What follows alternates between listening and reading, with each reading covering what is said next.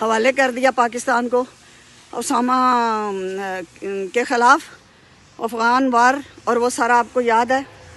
تو اس وقت اس نے صحافیوں کو بھی بلایا اور پوچھا کہ اچھا یہ بتاؤ، اگر میں نے جو حامی بھری امریکہ کے ساتھ کہ ہم اس کا ساتھ دیں گے، تو تم اگر میری جگہ ہوتے تم لوگ تو کیا کرتے؟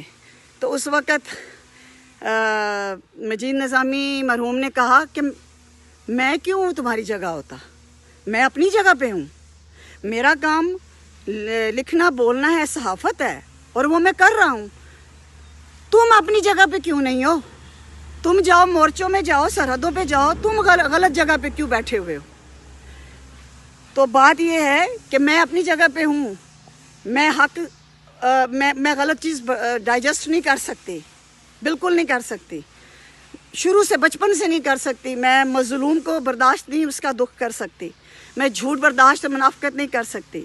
تو مجھے اللہ تعالیٰ نے قلم دے دیا اور زبان دی، دماغ دیا، دل دیا، جذبات دیے، جرأت دی، ہمت دی، اتنا کچھ دے دیا ہے کہ پھر بھی میں جا کے وزارت سماعتی چمل مارنی ہے؟